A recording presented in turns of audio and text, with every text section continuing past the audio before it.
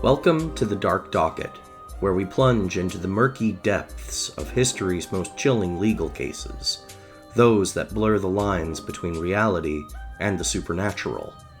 I'm your host, Aiden, and tonight we're setting sail on a ghostly voyage into one of the most haunting mysteries of all time, the case of the phantom ship, Mary Celeste.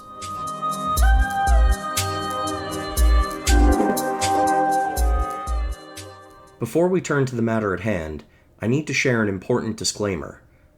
Nothing you hear on this show should be construed as legal advice. If you're facing a legal issue, please consult with a qualified attorney duly licensed in the appropriate state. Furthermore, while we strive for accuracy, we can't guarantee the complete historical accuracy of all facts and stories presented. Some details may be dramatized or simplified for narrative effect. So sit back, relax, and enjoy the show. But remember, we're here to spark your imagination, not to solve your ghostly legal disputes.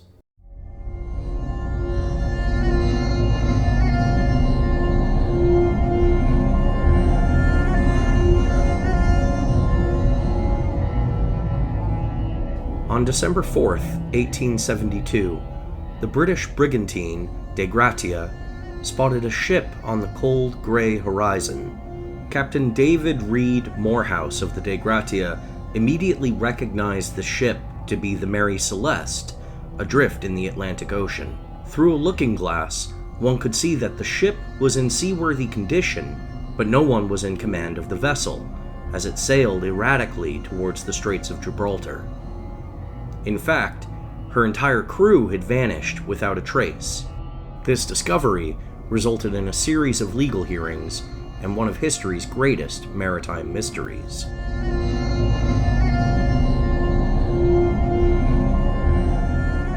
After discovering the abandoned ship, the crew of the De Gratia decided to salvage the vessel. They divided their crew, with some staying aboard the Mary Celeste to navigate her to Gibraltar. The two ships traveled together until a storm separated them near their destination. Upon arrival in Gibraltar, the Mary Celeste was placed under the custody of local authorities. The incident soon sparked widespread speculation in the press as to the fate of the Mary Celeste's crew, with theories ranging from piracy to sea monsters. Originally named the Amazon, the legendary vessel was constructed and christened in Nova Scotia in 1861. Its early history was marked by misfortune, including the death of its first captain shortly after its maiden voyage, and a subsequent grounding during severe weather. The ship changed hands in 1868, receiving an American registration and its new name, the Mary Celeste.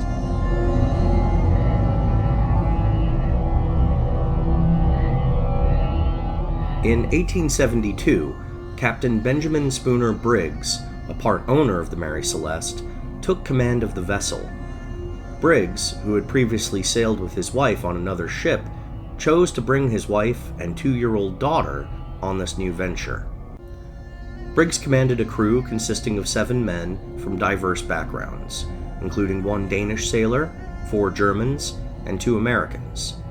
All crew members were fluent in English and were regarded as reliable, skilled, and seasoned mariners.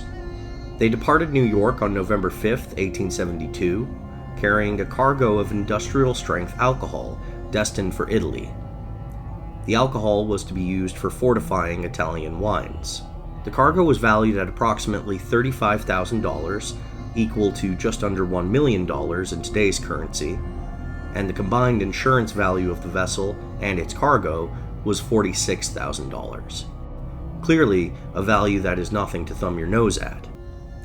However, as a possible omen of the misfortune to come, their departure was delayed by a storm, forcing them to briefly anchor near Staten Island before continuing their fateful voyage. While it may be difficult to pinpoint where the mystery of the Mary Celeste really began, the truth, or whatever truth there was to be had, arguably started to emerge in the Vice Admiralty Court of Gibraltar, where on December 18, 1872, Sir James Cochrane, the judge and commissary, convened a special session. The purpose? To examine witnesses and gather evidence regarding the mysterious abandonment of the Mary Celeste.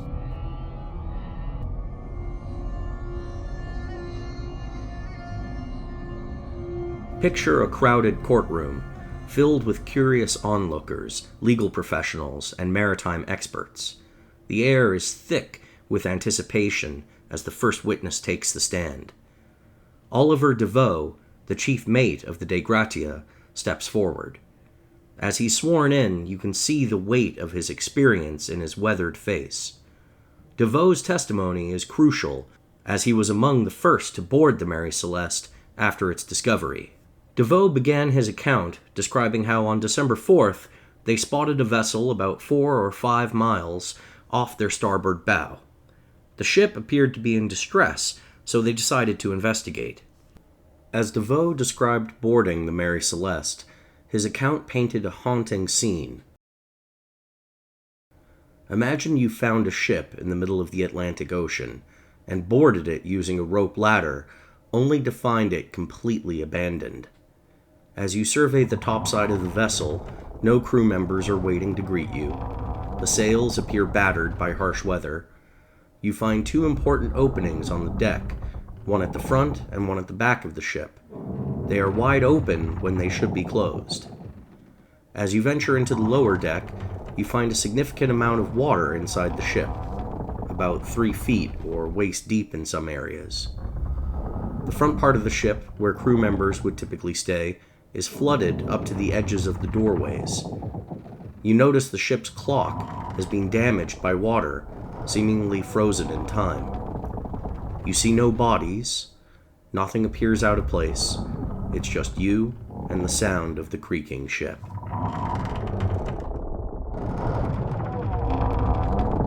Despite these issues, DeVoe testified that the ship was still seaworthy.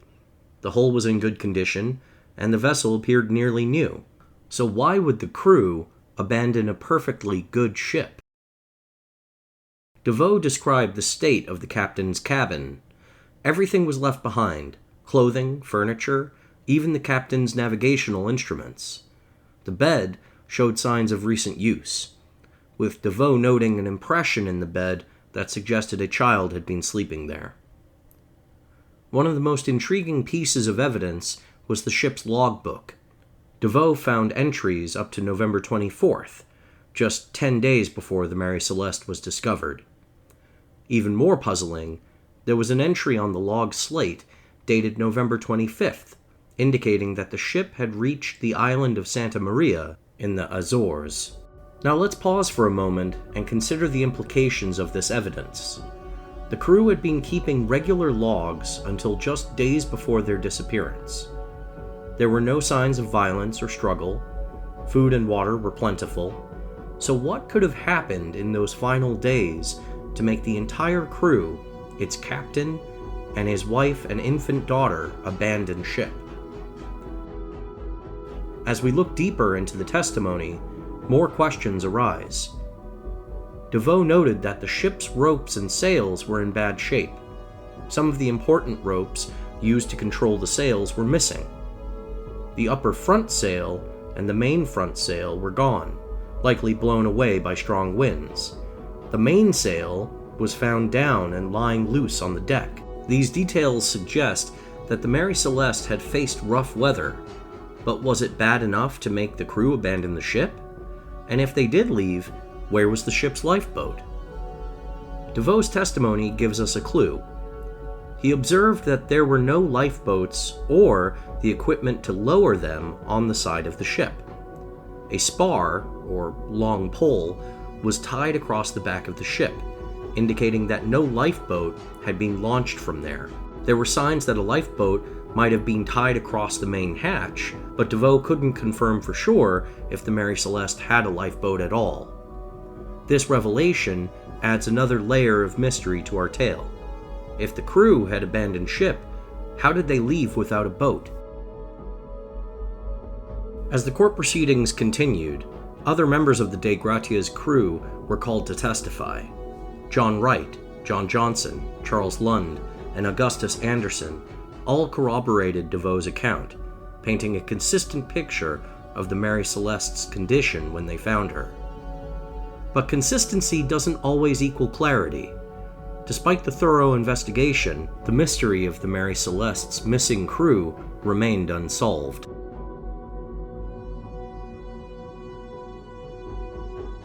Now let's fast forward to the conclusion of these hearings. After careful consideration of all the evidence presented, the court had to make a decision, not about what happened to the crew, that remained a mystery, but about the fate of the ship and its cargo. In a decision that would be debated for years to come, the court awarded salvage rights to the crew of the Dei Gratia. This meant that Captain Morehouse and his crew were entitled to a portion of the value of the Mary Celeste and her cargo, as a reward for their efforts in recovering the ship. As a short aside, maritime salvage law has its roots in ancient traditions dating back to Roman times and even earlier. It developed as a way to incentivize the rescue of ships and cargo in distress at sea. The fundamental principle behind salvage law is to encourage mariners to assist vessels in peril, even at risk to themselves. This was because maritime travel was inherently dangerous, and ships often found themselves in distress. Hence, out of public interest, there was a need to motivate potential rescuers to take risks to save property and lives at sea. Typically, the salvor had to be acting voluntarily. They had to be at least partially successful in their efforts, and the reward would be based on a percentage of the value of the salvaged property. Determining the proportionality of a reward was, and still is, often a highly complex process.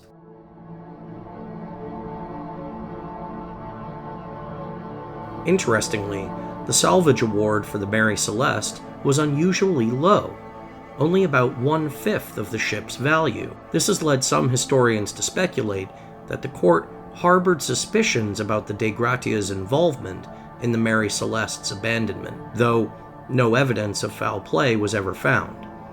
It is relevant to mention, however, that Captain Morehouse of the Dei Gratia was an acquaintance of Captain Briggs. The two had shared a meal in New York prior to heading out on their respective voyages. Both captains knew they were heading to similar destinations. However, the Dei Gratia's departure was delayed by a week due to cargo loading. This helps to explain how Captain Morehouse was able to identify the Mary Celeste so quickly. The legal proceedings of the Mary Celeste case offer us a fascinating glimpse into 19th century maritime law and the challenges of investigating a mystery at sea. But they also leave us with more questions than answers. What really happened to the crew of the Mary Celeste? Why would they abandon a seaworthy ship with ample provisions? And if they did abandon ship, how did they do so without a boat? Well, theories abound. Sir Arthur Conan Doyle, the famous author of the Sherlock Holmes series, contributed significantly to the lore surrounding the Mary Celeste with his fictionalized account titled J. Habakkuk Jephson's Statement. Published anonymously in 1884 in the Cornhill magazine, Doyle's story was a sensationalized retelling of the Mary Celeste mystery. In Doyle's narrative, the ship is found abandoned under mysterious circumstances, much like the real Mary Celeste. However, he introduced several fictional elements, including a sinister plot involving a vengeful ex-slave named J. Habakkuk Jephson, who orchestrates the disappearance of the crew. Doyle's story suggested that the crew had been murdered and thrown overboard, a dramatic departure from the factual accounts. Doyle's tale was so compelling that many readers believed it to be a true account, further muddying the waters of the already enigmatic Mary Celeste mystery. His story contributed to the ship's enduring legend and added a layer of intrigue and supernatural speculation that persists to this day. Aside from sensationalized stories about murder plots at sea, one of the main theories surrounding the abandonment of the Mary Celeste involves the possibility of an alcohol explosion. The ship was carrying 1,701 barrels of denatured industrial-strength alcohol, a highly volatile substance. 9 of those barrels were found to be empty, and those same barrels were made of red oak as opposed to white oak. Red oak allows for more natural seepage or vapor escape. Some experts suggest that fumes from the alcohol may have built up and caused a small explosion, or the threat of one, prompting the crew to abandon ship hastily. This theory is supported by the fact that the forehatch and the lazarette hatch were found off, which could indicate an attempt to ventilate the fumes. However, no signs of fire or explosion, such as scorch marks, were found, and the rest of the cargo was intact, which complicates this theory. Despite these contradictions, the fear of an imminent explosion could explain the crew's sudden departure. Another plausible theory is that the crew abandoned ship due to the fear of sinking. As mentioned, Oliver DeVoe, the chief mate of the De Gratia, found 3.5 feet of water in the pumps when he boarded the Mary Celeste. The sounding rod was found lying next to the pump, suggesting that the crew had recently checked the water levels.